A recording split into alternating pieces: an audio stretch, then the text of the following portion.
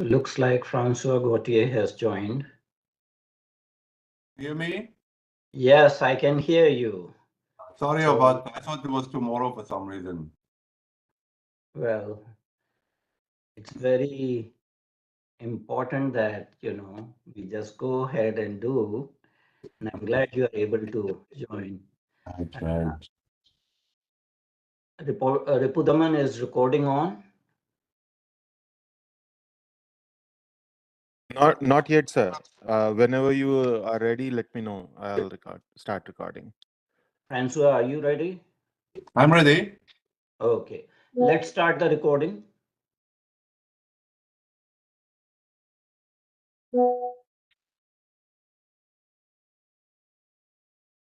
Recording has been started. Good day for our viewers. My name is Dr. Adityanjee, and on behalf of the Council for Strategic Affairs, we welcome all our viewers. We also welcome our distinguished guest today who has visited our platform to have a one-on-one conversation with me under a new feature we are starting. It's called Strategically Speaking with Dr. Adityanjee. So, welcome to our distinguished guest, Mr. François Gautier, for this particular episode of Strategically Speaking with Dr. Adityanjee. And he will be having a conversation with me on India-France strategic partnership. And you are going to be seeing him soon.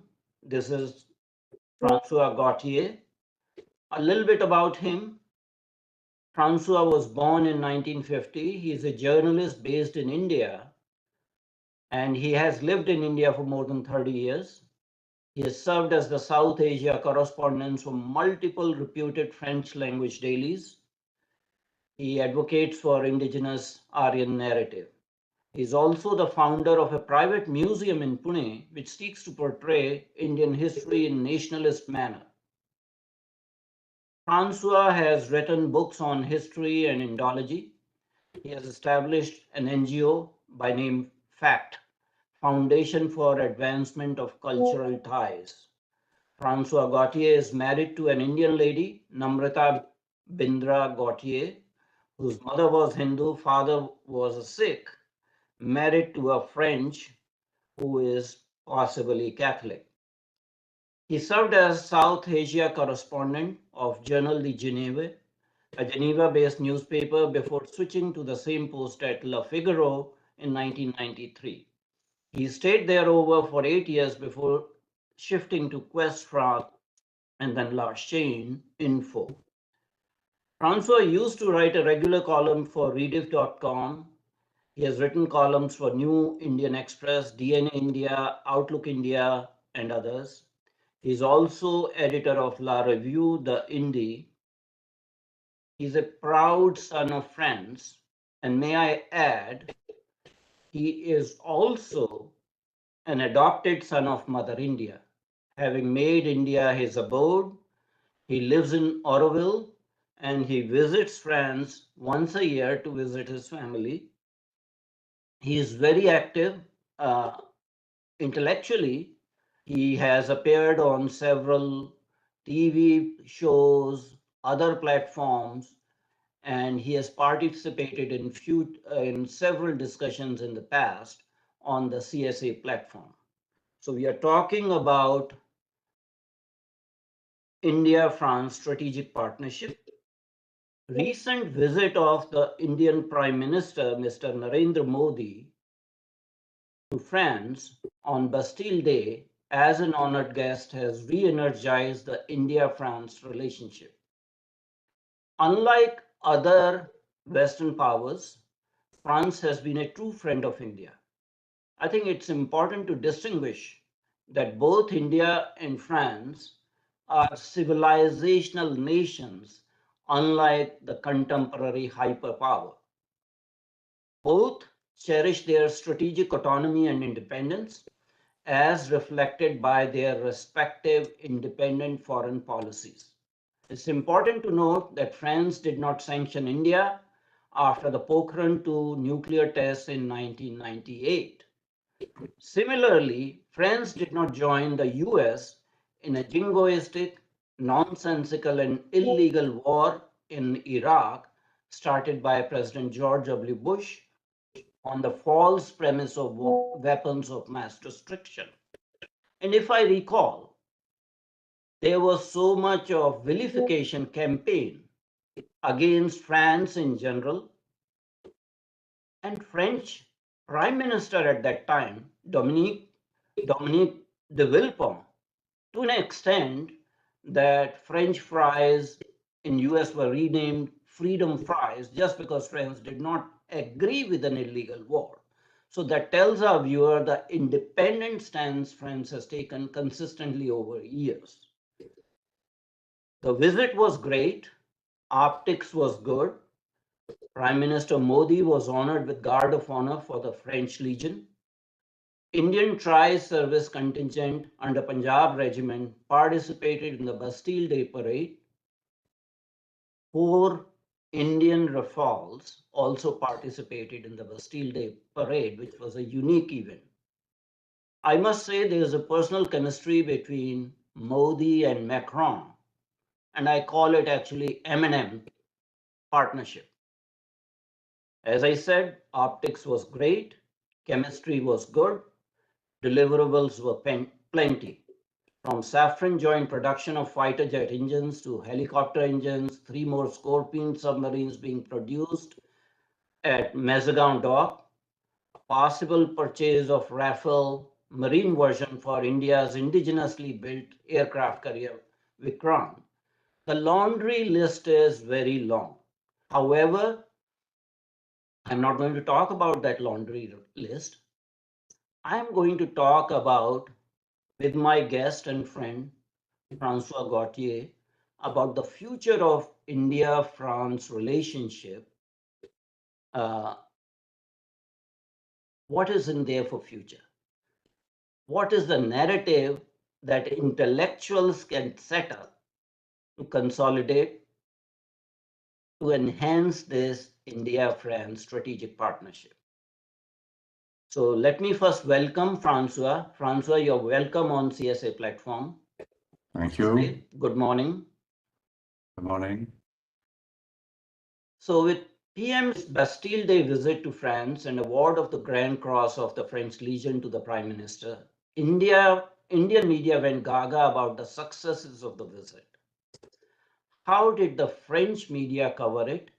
And what is the level of enthusiasm in the French civil society and French policy establishments, especially strategic establishment, about the burgeoning India-France partnership? That is one of the great mysteries of this visit. As you know, I'm a lover of India. I'm a Frenchman, proud to be a Frenchman. But there was not much coverage in the French media. There was some negative coverage. Le Monde, the left newspaper, very, very prestigious newspaper, which is normally on the left, published a petition of numerous artists, writers, politicians, objecting, letter addressed to Mr. Macron, objecting to Mr. Modi being the guest of honor of the 14th of July, which is our French National Day, French Independence Day. There was another television, the national news television called France 24, which is a television mostly in English, French, and Arabic, which also did a lot of critical coverage. There were some MPs who said they would not attend and not attend the 14th July's march past because they objected to Mr. Modi.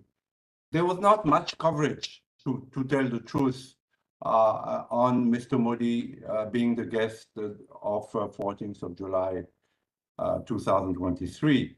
On the other hand, like you, I was most surprised by the warmth that Mr. Macron and his ministers bestowed upon Mr. Modi. Mr. Macron himself published on Twitter a small video of the key moments of Mr. Modi's visit to France. And there was so much warmth between them. They kept hugging each other, having each other's hands on the shoulder. So France did honor Mr. Modi in an exceptional manner. The second part, when you're ready, we'll talk about the second part of it, whether the results, the end result of that visit match the warmth and the honor that were bestowed upon Mr. Modi. So we are seeing a clear-cut divide here. There's a lot of enthusiasm in Indian media about the visit and the deliverables. I think what has happened that over a period of time, Indian media, Indian civil society has kind of become much more open-minded, whereas in France, still there is a leftist thinking that perceives India from the prism of the Western colonial biases. And I think some of these biases are operating, but I think, as you and I agree, that the both leaders are much more far-sighted than the talking community or the Pandit community in the French liberal media. Let me get to the next question. In an emerging multipolar world, there is middle power diplomacy which is becoming independent. France and India have a strategic role to play in the international arena. There's a strong strategic convergence between France and India on several issues. In certain ways, both these countries are conscience keepers of the world. What specific international issues you would prioritize for India and France to work together in future for A, a successful Indo-French alliance, and B, for the common good of humanity worldwide? François? Yeah, you are right, absolutely right. There is, since I've been in India, I've covered, I think, 4 or 5 French presidents' visits from Mr. Mitterrand to Mr. Macron. And there is warmth between France and India. France did not criticize India for the 1998 nuclear explosion done by Mr. Vajpayee.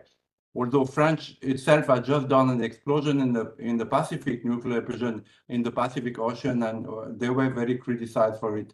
So it would have been a little, hypocrisy to criticize India at that time. But yes, there is a warmth between India and France. French people love India, and I think Indian people love India too. The thing is, the results do not match the warmth of that visit. There are many question marks about that visit. The first question mark is, if there was so much warmth, so much honoring Mr. Modi, why is there no more end results apart from the fact that, of course, the Rafale deal was not signed, the 26 Navy Rafale deal was not signed during that visit. Neither was the Scorpion submarines deal signed. But we can put this on the fact that negotiations are going on. The Rafale planes are the most expensive in the world, and obviously the Indians want some of it to be manufactured in India. They want to reduce the price. So negotiations are going on. But in economic terms, I didn't see anything of great value apart from the UPI agreement where you can transfer, and we don't know how free it is. What are the restrictions on that? You can transfer by UPI from France to India now, and there's some scholarship and visa facilities for Indian students. But in terms of nuclear plants being sold to India,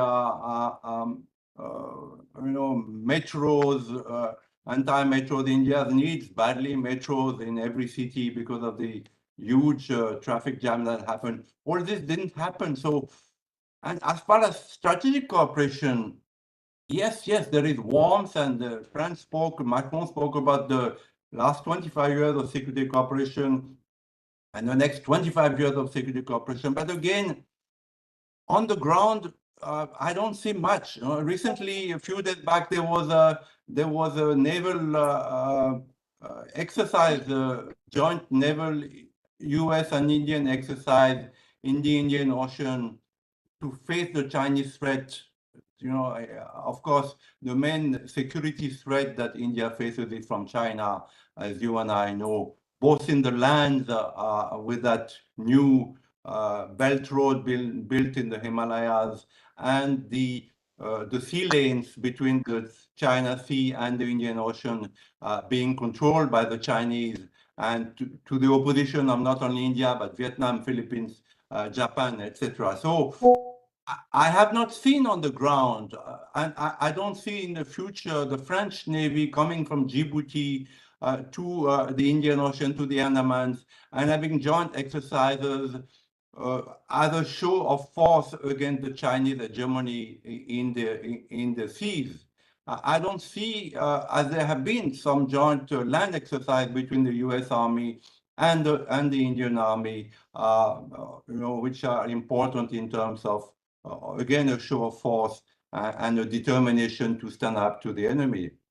The French have heavily invested into China economically.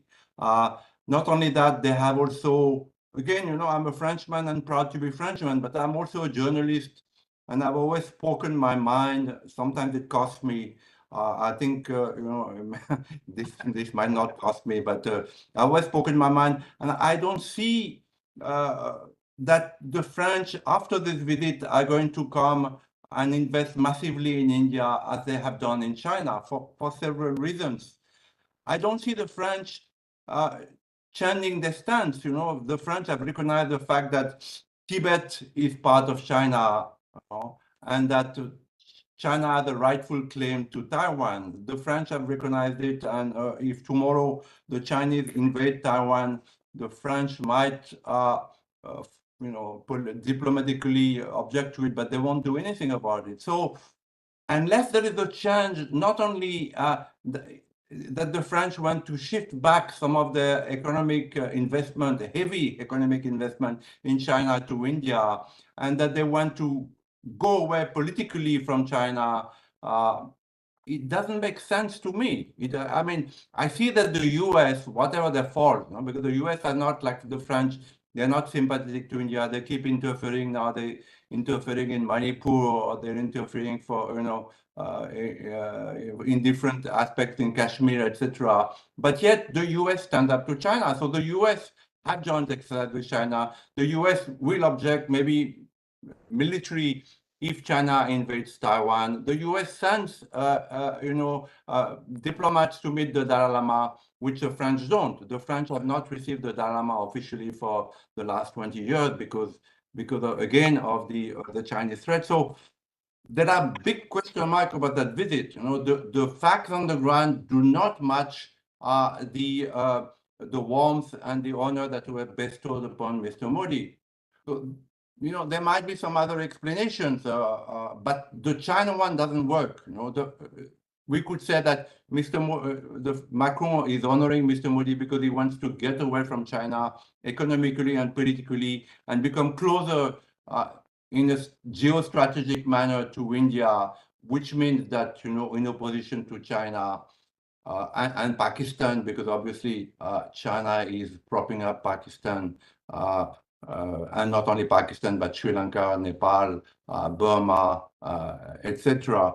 I don't think that's okay. I don't think that the French, again, Mr. Macron went to, he was supposed to come to India this year with a delegation of business people, but he hasn't. He went in January to China with a huge delegation of business people, and they did sign a lot of law. So, to my mind, there can be only two explanations for this warmth.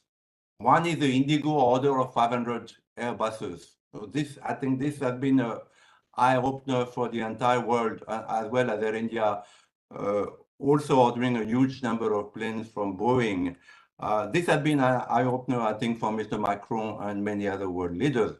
And two is the Ukraine war. I mean, again, it's a supposition. Macron is a heavy supporter of Ukraine, and against Russia, and he's just gave them cannons that can reach into Russia. So is Mr. Macron wooing Mr. Modi because he wants Mr. Modi to condemn Russia and support more Ukraine?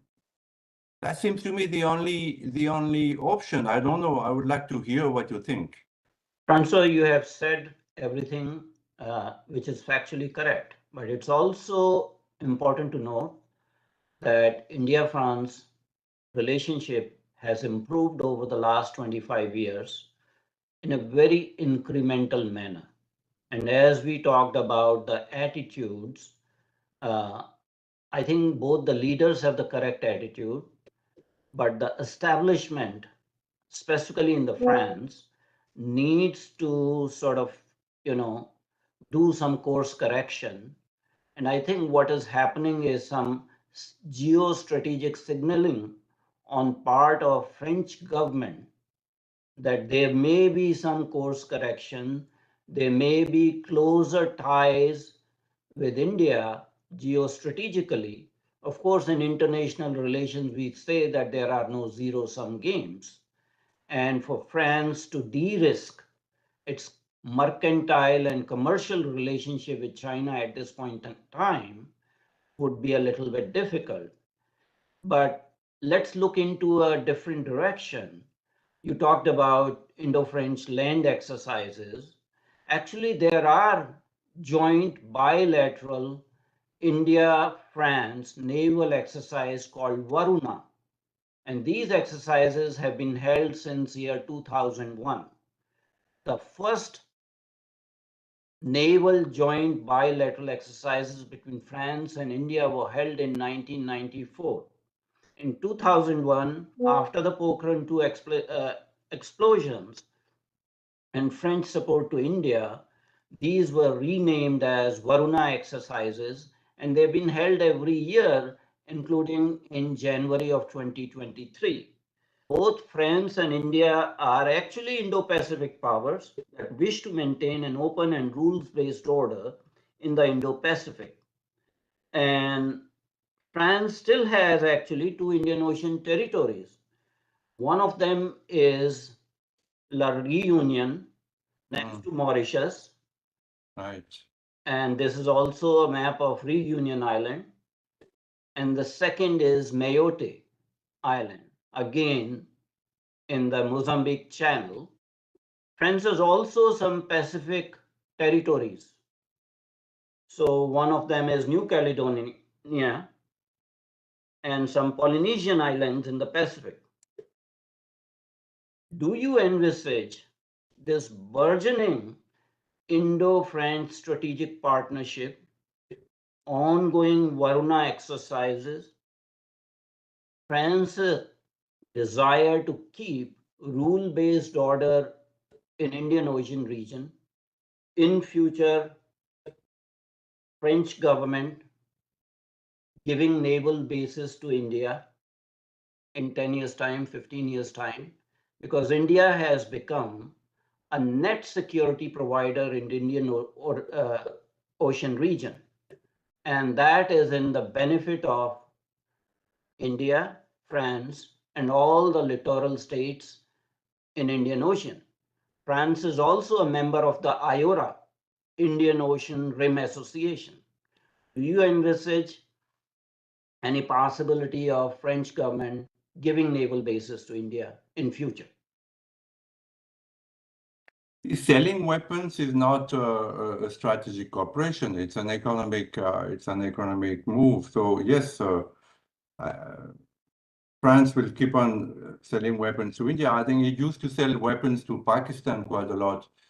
This has stopped, I think. At least the French have seen, they have seen the truth about Pakistan, and I believe they have stopped selling weapons to Pakistan. I'm not 100% sure. I didn't know about the naval exercises. I stand corrected, but where they happen are not really a theater of war or potential war. Again, I'm a little doubtful. There are in France Indologists. There is a about 5 or 6 mainstream Indologists in France, which belong to an organization which is actually sponsored by the French government. They have been my personal enemies, in the last 30 years since I was in the Figaro and other newspapers, because they felt I was a pro-Hindu, Islamophobe writer. So they have gone against me for a long time. But they are the one, who the media and the government interrogates whenever there is something happening in India. In the next elections, they will be the one in Le Monde on the French television. There is a gentleman called Christophe Jaffrelot. I believe he had association with Stanford University for a long time. Recently, a few months back, he's done an online conference about Hindus, being dangerous people. But these people are the ones who govern the French mind when it comes to India, because they are the experts and they are sponsored by the French government. So it's as if the French government is biting, is biting itself. The snake is biting its own tail, because as long as these people are there and they're profoundly anti-BJP, anti-Mr. Modi, they have a profound hatred for Mr. Modi. They are been associated with JNU, Romila Tapar, all kinds of experts in India who are of the left, of the ultra left. As long as these people are there, I don't see anything of consequence. I have seen every time a French president comes to India, or a French or Indian prime minister goes to France, there are cultural festivals. There was one happening, and Mr. Modi gave his speech there. Nothing of value. Some Bharatnatyam dance, some samosas being made, by local people, some artists, some people drawing nothing. I have been saying for 25 years that unless France looks at India from a geopolitical and economic point of view, all the rest is of no importance.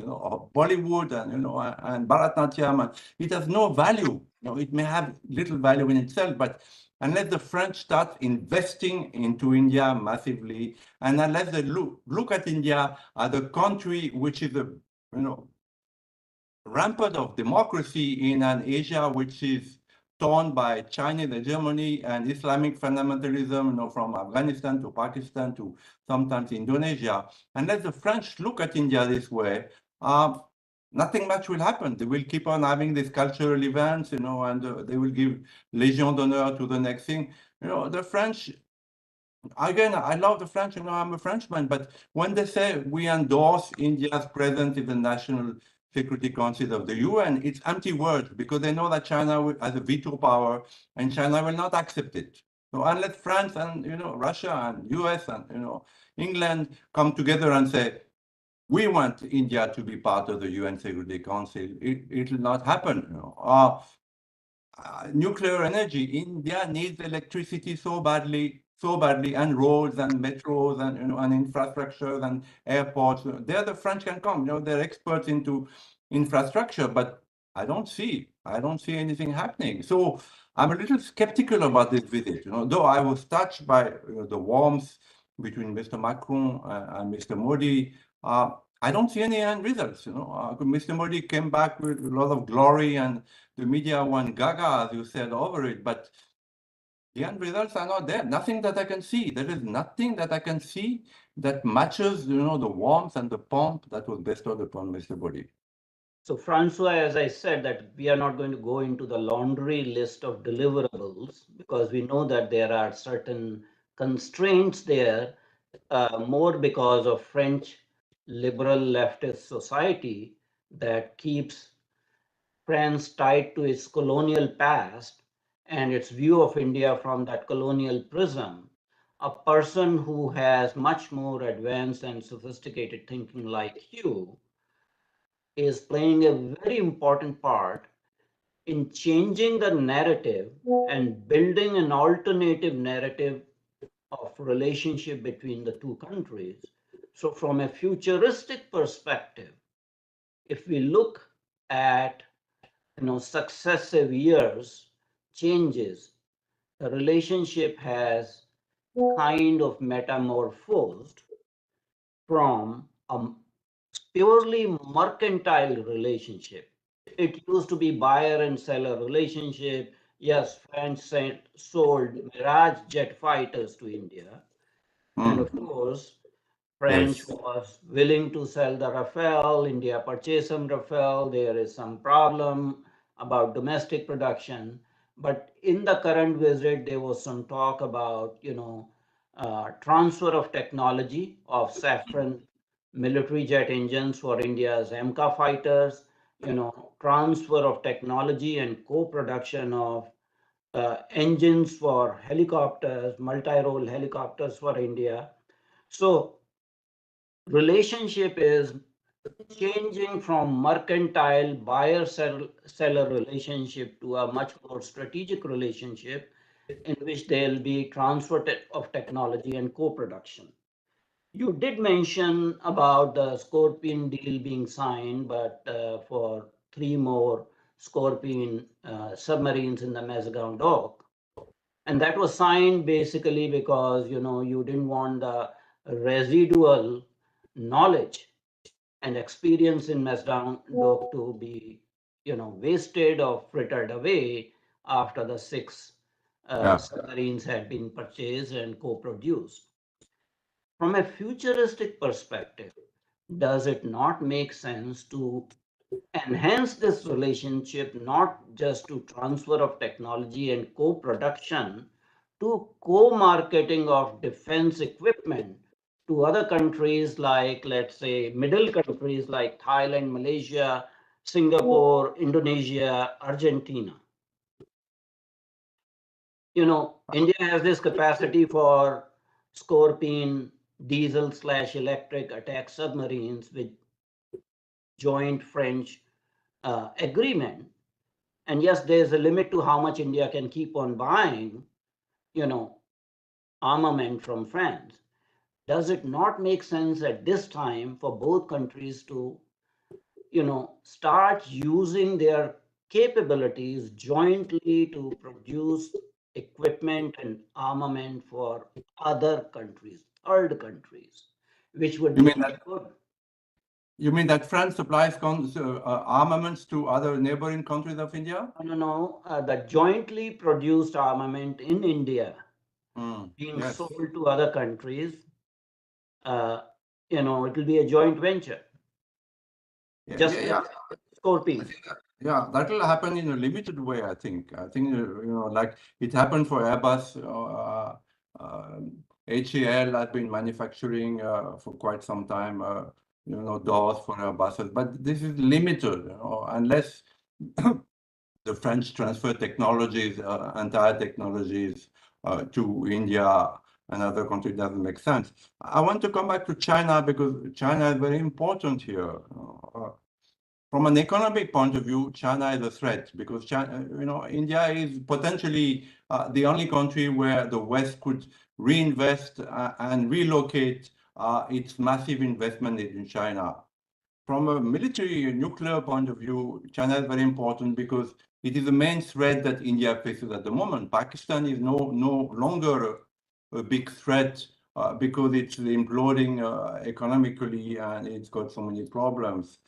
So China remains the major threat to India, both economically and politically. And China is doing better than India because it is not a democracy, and they can, they can expropriate 3 million people to build a dam, or they can, build highways and throw out people. So, China is doing so much better than India, and this is a worrying factor. The economic clout of China is enormous, and it is weighing a lot in the political leaderships of India. To my mind, I'm sorry to say because I'm a Frenchman, but the US is a more natural ally than France because the US stand up to China.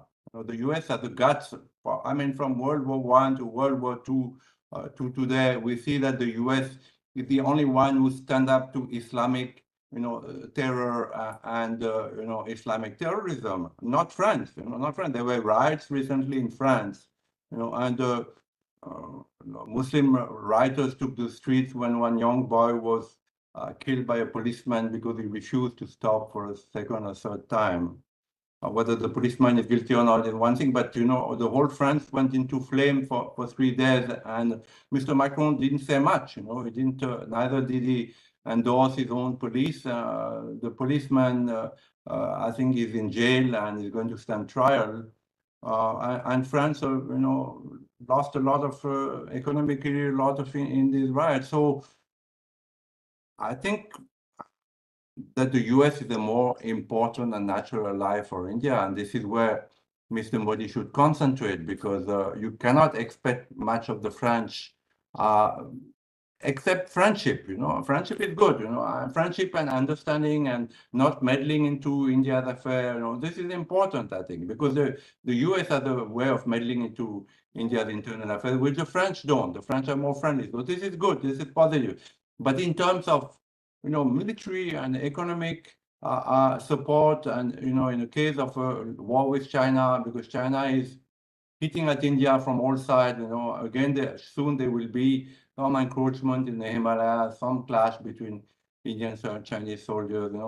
So China is playing with India, is toying with India. So I think India will get more support from the US than it gets from France. So for me, this visit was wonderful. It was beautiful. There were a lot of warmth, but I don't see end results on the ground. The results do not match the warmth of that visit. You may be right in your conclusion, because you have been sort of monitoring the French left and liberal press and media and their, tight embrace of the decision-making process and French colonial past and all those sort of things. The hatred for Mr. Modi by the French media is astounding. It's astounding that the French media has a lot of it. A lot of them. Even Le Figaro, for the right-wing newspaper for which I worked for a long time. The articles they publish on Mr. Modi, I don't think they have a correspondent at the moment, but the previous correspondent, the articles they published about Modi were crying shame. So this hatred of Mr. Modi in the media is a problem.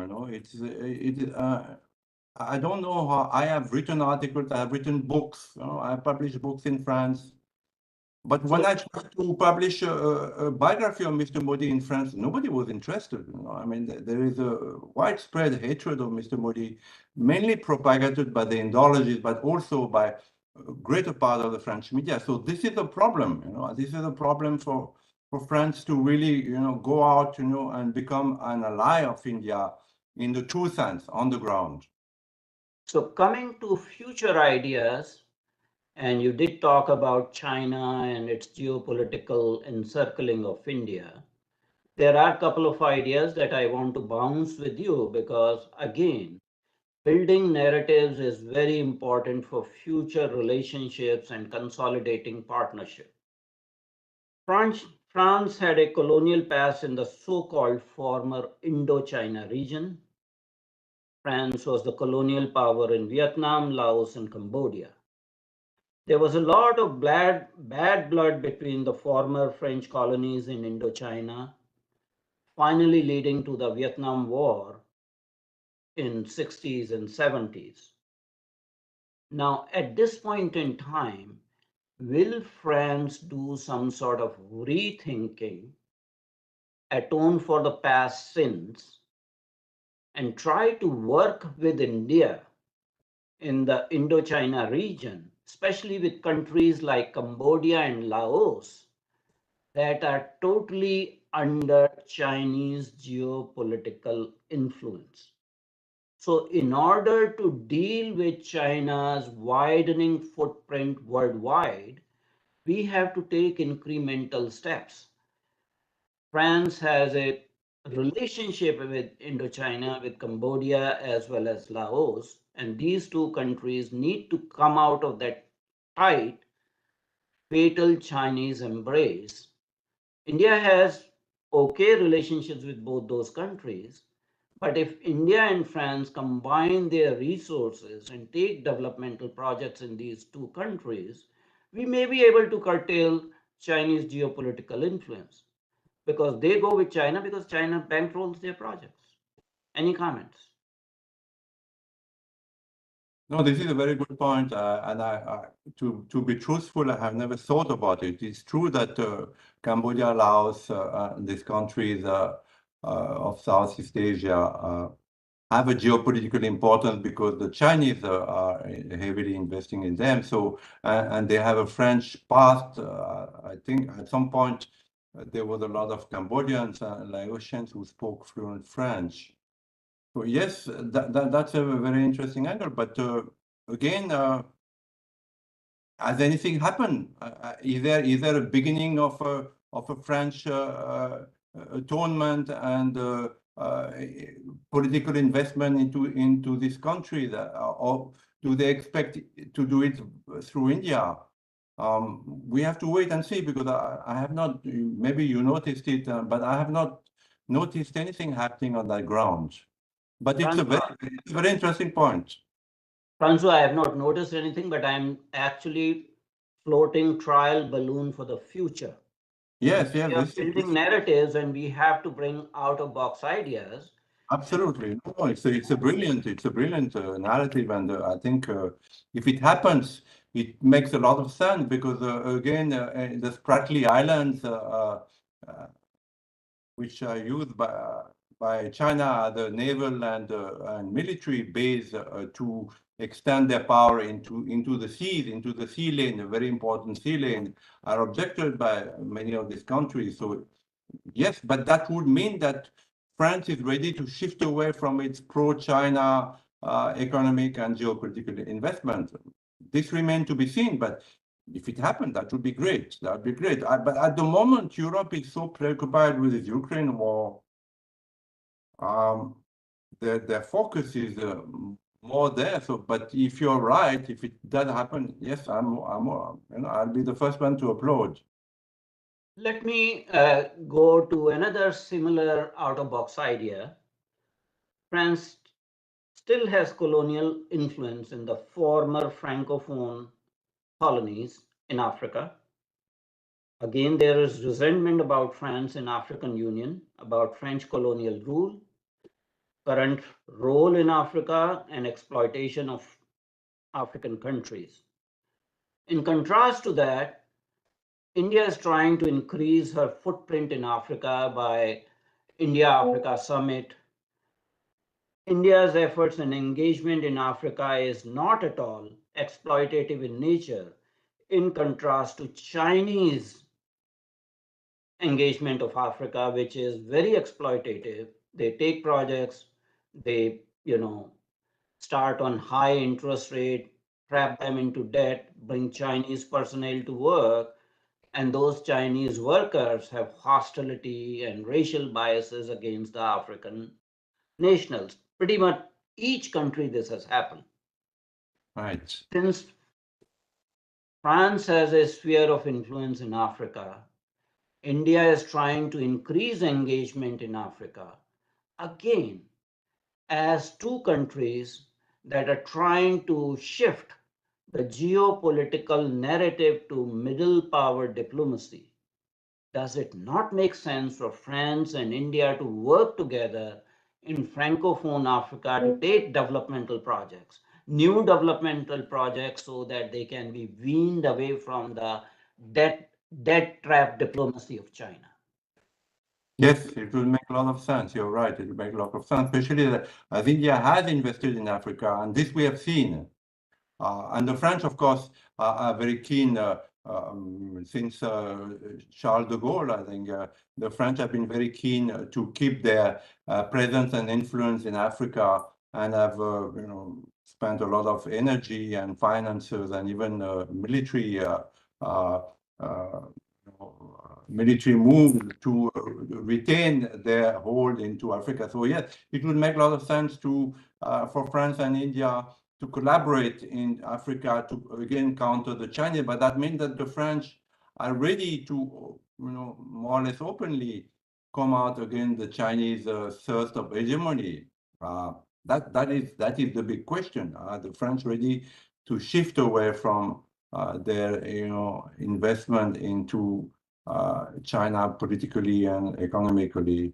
But yeah, it makes a lot of sense, and if it happens, it will be great. But again, this is in the realm of speculation, intelligent speculation. But we need to see that it happens on the ground. So, talking about economic and commercial issues, you talked about investment and all. It is true for any strategic partnership to grow and blossom, one does not ignore the economic and commercial relationships. As you know, that in terms of GDP, India has displaced France. India is the fifth largest nation as far as GDP is concerned, and possibly in 10 years likely to be the third largest nation in terms of per capita GDP. Indian business houses actually at this point in time are also investing in United States. Indian business houses have taken over ailing steel mills in United States.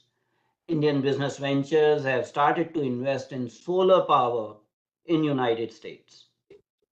Now, do you envisage any small or medium industries in France where Indian entrepreneurs can invest capital for mutual benefit? I'm not asking for French investment in India, I'm asking for Indian investment in France. Yeah, so, yeah, so you're right. But to my knowledge, there's very little at the moment Indian investment in France. There's Wipro and there is Infosys, who have offices in France.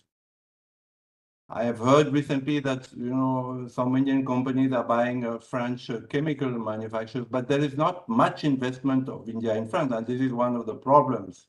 Uh, there's a very small diaspora, Indian diaspora in France. Mostly they are French Tamils from Pondicherry, who were given the option of choosing French citizenship when the French left India in 1957 or 56. So those who were the French Tamils were given the option, and many chose to the French nationality. So when I came to India, they were still there, but now the children, grandchildren, great-grandchildren, they have all chosen to emigrate to France, where they blended there because they have a French passport, and they have retained very little of Indian roots.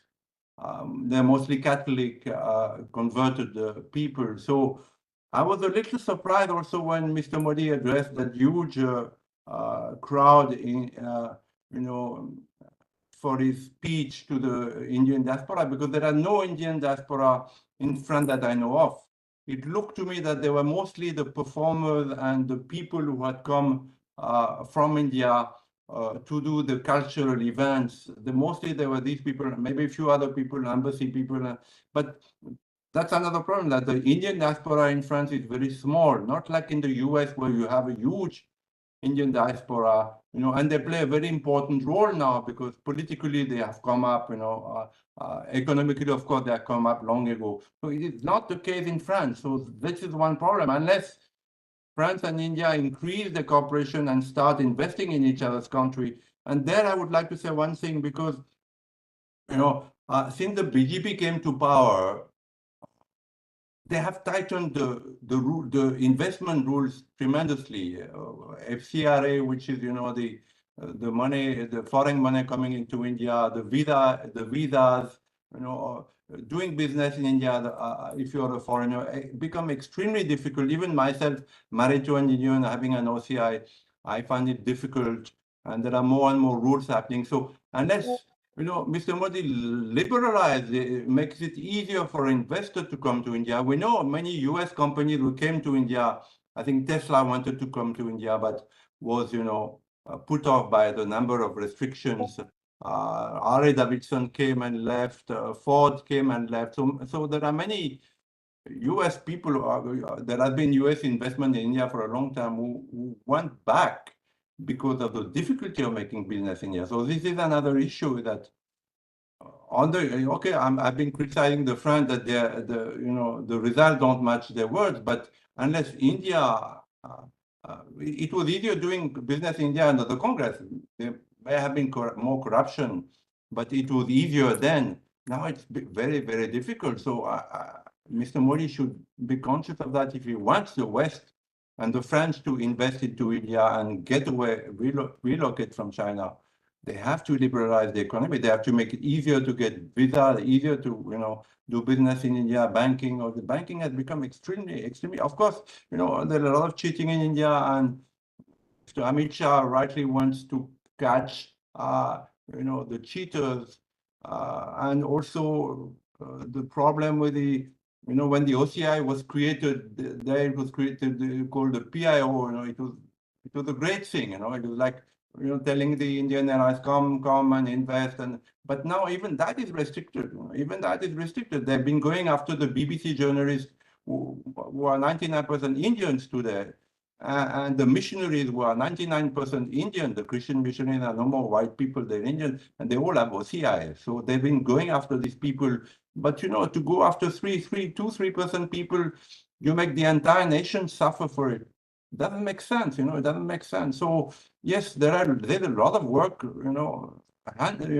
Work to be done in India.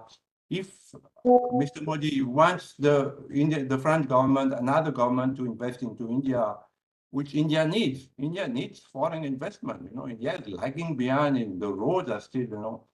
I mean, recently I went to some places visited by the G20. These caves. In Aurangabad. The road was in a terrible state. For doing 90 kilometers, it took 4 hours. Of course, now the G20 came and in 24 hours they repaired the road, but Mr. Modi comes somewhere, in 24 hours, they repair all the roads, he doesn't see anything because he's in a convoy of, 20, 30 black cars. And so yes, I'm being critical of France, but I'm critical of India also because the ground is not laid for Western investment. And I've been saying that India needs Western investment, both economic and geopolitical. And at the moment, the BJP government has been tightening so much the rules that it's difficult for foreigners to invest in India. François, you may be right. We are talking about people-to-people relationship between France and India. You talked about minuscule diaspora. There are historical reasons for that. One of the reasons the Indian diaspora has increased in Anglophone countries is because of familiarity with English language. Indians are not really proficient in French language, and that prevents them from actually. But neither the Chinese. The Chinese started like India. They are even more, their language is maybe more, further than the French language. Yet the Chinese I'm students are coming to the next issue that yes, the relationship cannot be buyer and seller. The relation cannot be just defense. There has to be a strong commercial and economic relationship and people to people relationship. Although the past may have been gloomy, but I see some signaling, and that signaling is at least two mini trilaterals between India and France. One trilateral is with Australia, and second is with UAE. And in fact, with UAE, India and France have a CEPA, Comprehensive Economic Partnership Agreement. And on way back from France, Prime Minister Modi stopped in UAE. So UAE is somehow acting as a bridge for facilitating bilateral investments, etc. Now, India's perspective, most of these FTAs with other countries are hamstrung by lack of coverage of services. Most of the time, free trade areas focus on trade only. India's forte is services, professional services, consultancy, IT and computer sciences, etc., etc.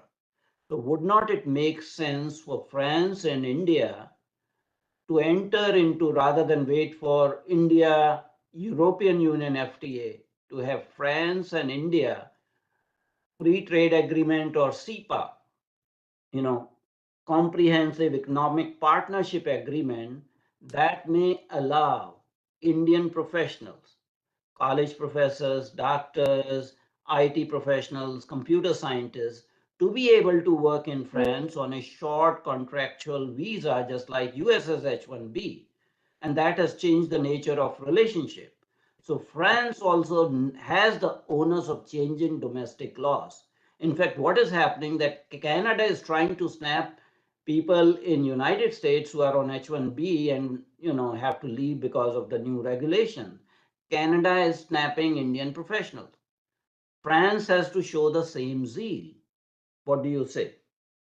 No, I have to disagree here because I have been saying for a long time that the greatest brain drain in the world is that from Indians going to the West and giving their skills, which are badly needed in India, to the West. So, I disagree there. What the Chinese did again, they brought back the Chinese, U.S. nationals, who had settled in the U.S. and done well in the U.S.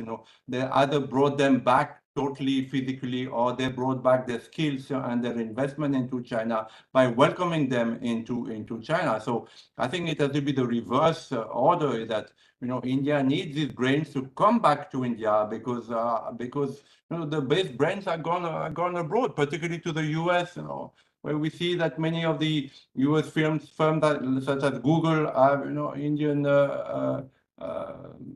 heads. So India needs to bring back the brain and stop the brain flow. The drain, that brain drain flow has to be stopped, in my opinion. Because again, I mean, I see that. All right, India had, I don't know now because the Chinese have come up a lot. They had the best software engineers in the world, but India has never produced hardware of value, neither computer, nor mobile phones, nor fridges, no air condition, no anything.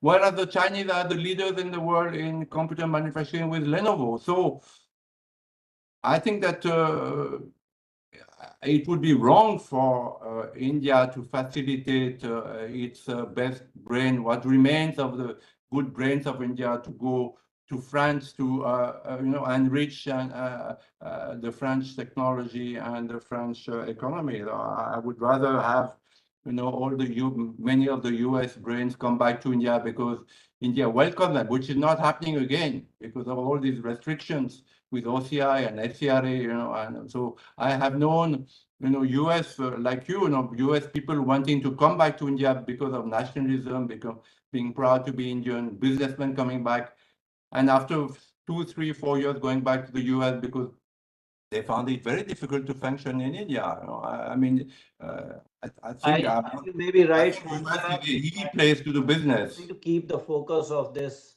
conversation on India-France relationship rather than domestic issues. Right. So how much time more do we have? Maybe another 10 minutes and we'll be done. Okay. So both France and India took the leadership in establishing an intergovernmental organization called International Solar Alliance during the COP21. This organization has 120 countries so far. China has signed but not ratified its membership of the ISA. ISA needs an investment worth $1 trillion in investment for solar energy solutions by 2030. Considering the Chinese predatory behavior in all the global organizations, including WTO, bending the rules to its advantages, considering what Chinese did by paralyzing the WHO during the Wuhan virus pandemic, would it be wise for both India and France to welcome China in ISA, especially because China accounts for 60% of world solar panel production and might just capture the organization?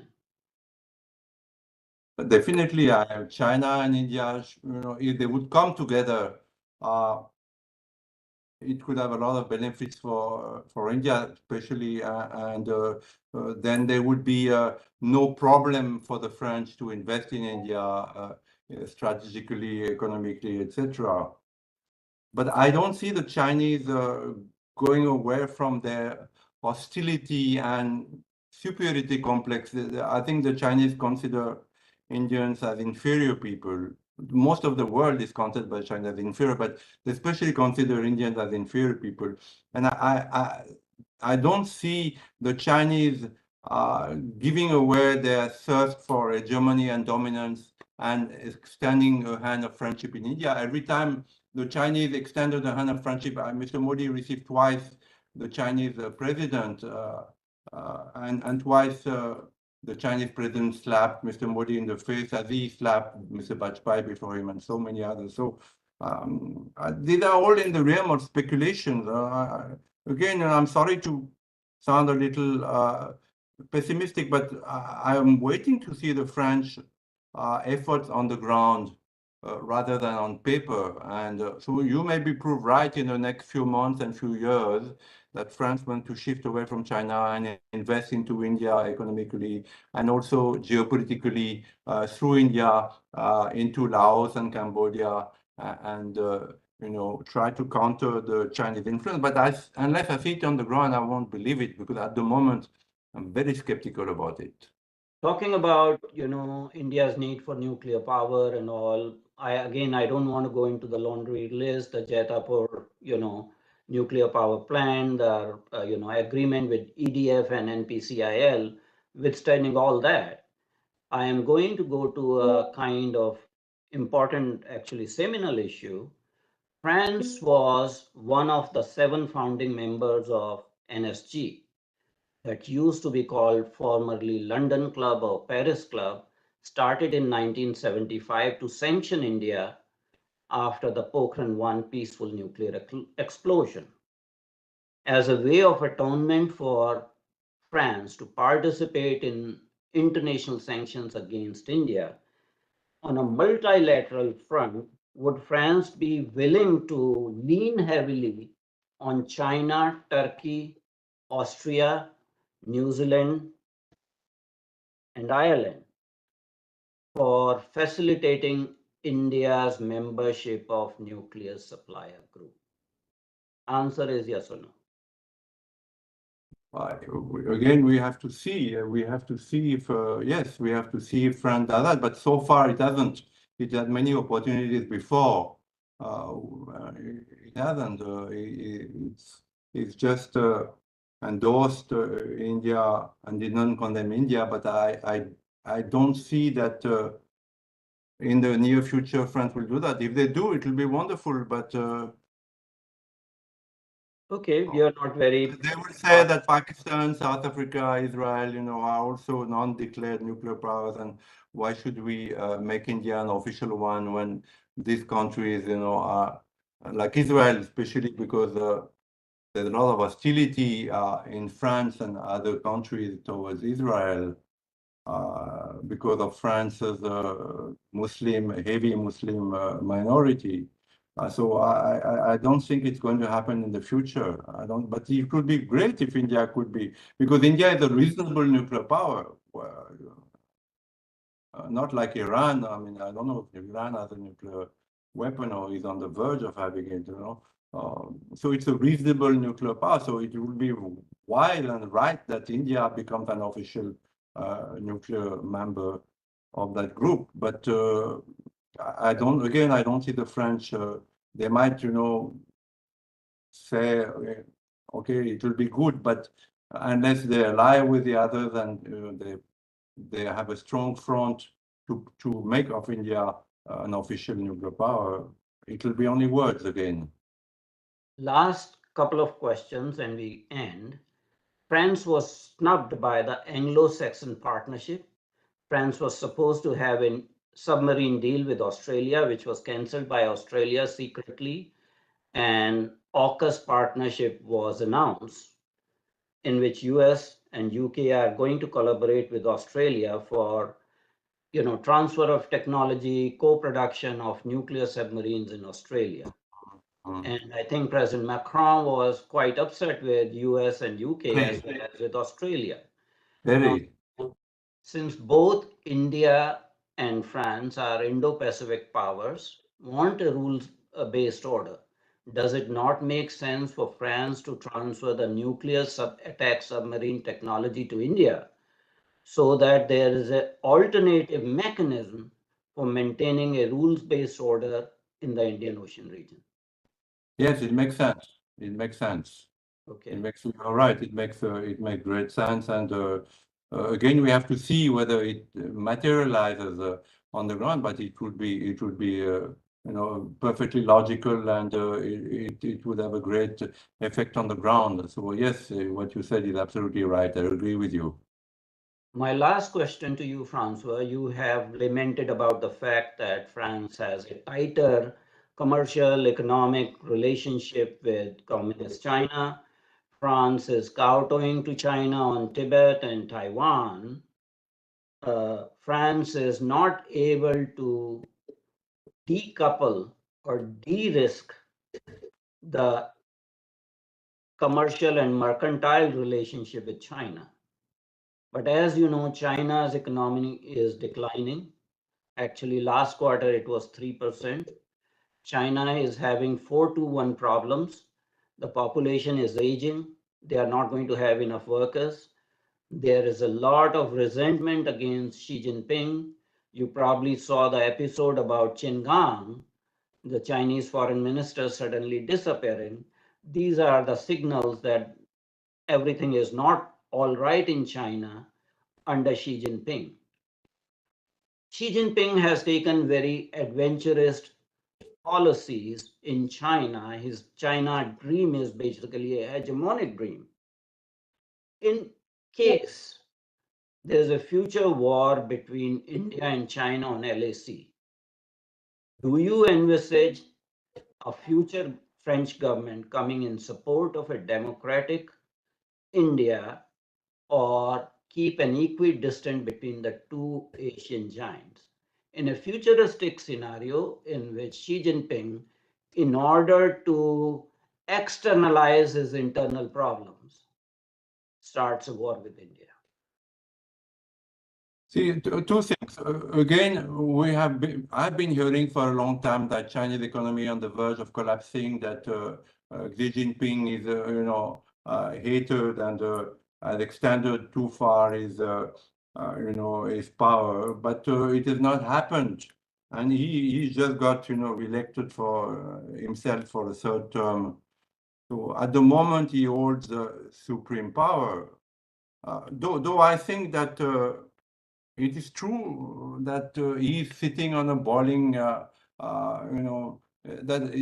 he's put an iron lid on the boiling pan, and that, Tibet and the Muslims and various other groups are on the point of revolting. But during COVID, when there was a zero COVID policy and there was an extremely coercive and dictatorial approach to containing COVID, we saw a little revolt, but it's completely gone now. When I see images of the Chinese youth today with their mobiles and their fancy clothes and their cars, I don't see discontent really. As long as he can keep them happy, and prosperous, I don't see discontent. Now, in case of China in the war, which I think is a real possibility, I've been saying for a long time that if there's a war, apart from Ukraine, of course, that nobody could have predicted, and I didn't predict it for sure. If there's a war between India and China, even a limited war, I think France and US, they, like it happened before, they will do pressure on both the countries to enter a ceasefire agreement, and the UN will do so.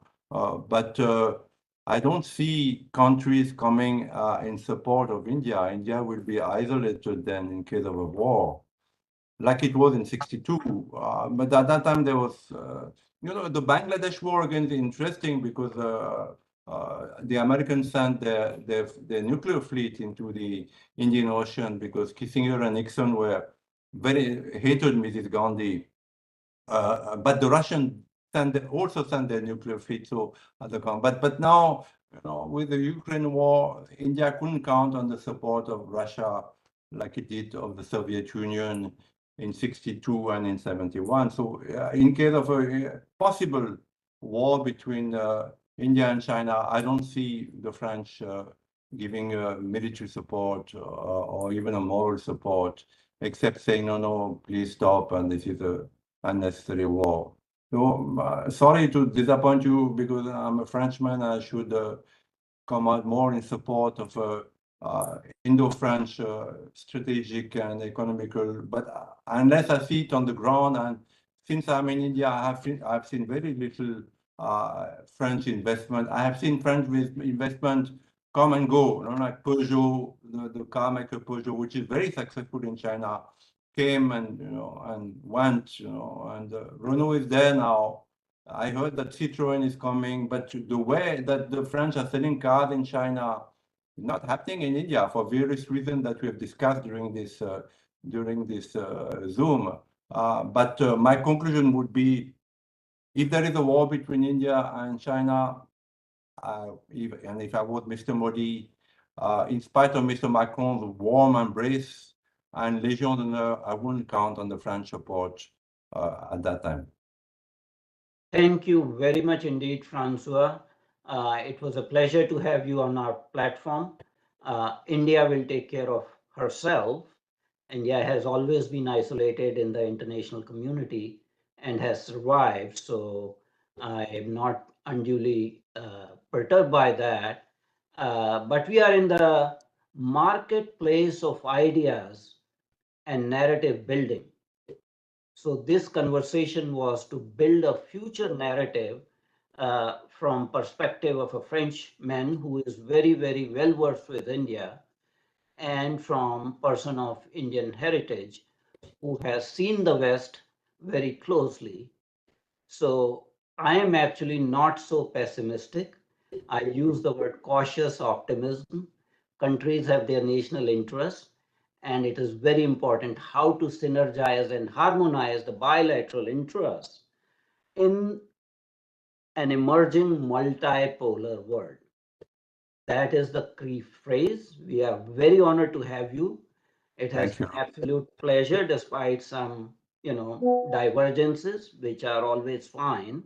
And we hope that you will continue to come on CSA platform for future programs, interviews, distinguished lectures, and roundtable discussions. Thank you very much indeed. And Thank you. so we'll be closing this session. Thank you.